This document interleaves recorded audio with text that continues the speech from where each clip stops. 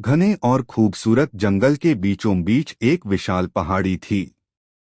उसी पहाड़ी की गुफा में रहता था जंगल का सबसे ताकतवर शेर जोरदार। जोरदार का नाम सुनते ही हर जानवर के दिल में डर बैठ जाता था। उसकी दहाड़ इतनी जोरदार थी कि पेड़ों के पत्ते तक कांप उठते थे। कोई भी जानवर उसकी आंखों में आंखें डालकर बात करने की हिम्मत नहीं करता था। लेकिन जोरदार हमेशा से ऐसा नहीं था।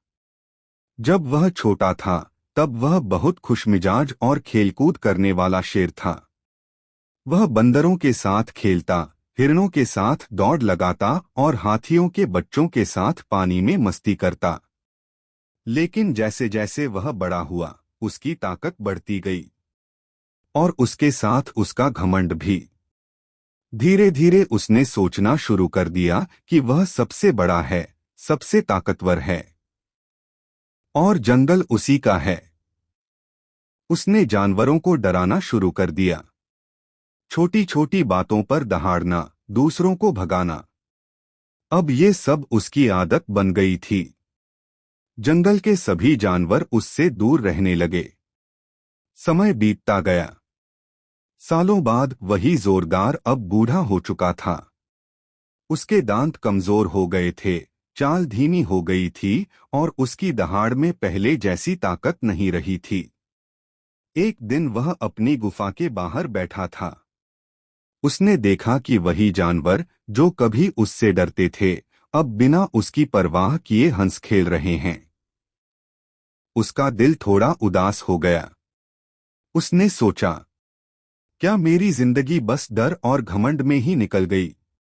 उस रात जोरदार सो नहीं पाया। उसने अपनी पूरी जिंदगी याद की।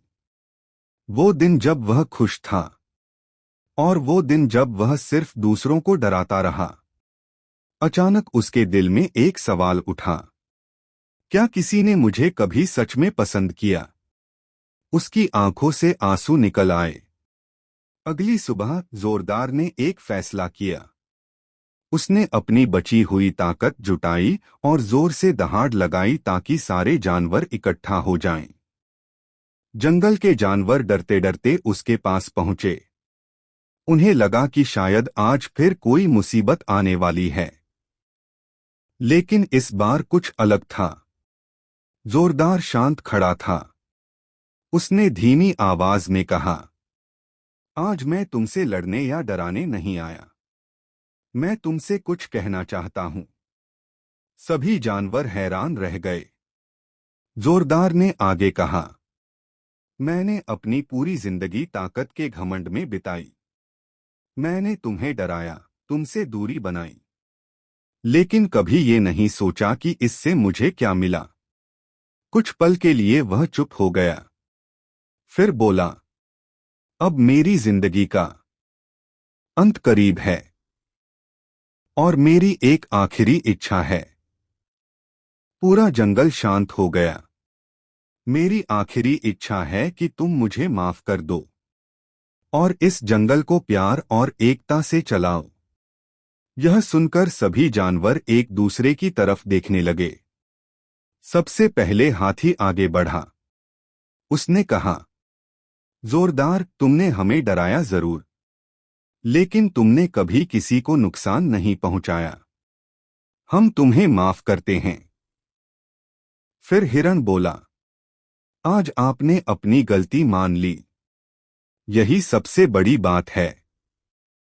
धीरे धीरे सभी जानवर आगे आए और बोले, हम तुम्हें माफ करते हैं। जोरदार की आंखों में खुशी के आंसू आ गए। उसने मुस्कुराते हुए कहा, आज मुझे समझ आया कि असली ताकत किसी को डराने में नहीं, बल्कि दिल जीतने में होती है। उस दिन के बाद जोरदार पहले से बिल्कुल बदल गया। वह अब जानवरों की मदद करने लगा, बच्चों के साथ बैठकर कहानियां सुनाता और सभी के साथ प्यार से रहता। कुछ दिनों बाद एक शांत सुबह जोरदार अपनी गुफा के बाहर लेटा हुआ था। सूरज की हल्की किरणें उसके चेहरे पर पड़ रही थीं। वह आसमान की तरफ देख रहा था। उसके चेहरे पर एक सुकून भरी मुस्कान थी और धीरे धीरे उसने अपनी आखिरी सांस ली। लेकिन इस बार वह अकेला नहीं था। पूरा जंगल उसके आसपास खड़ा था।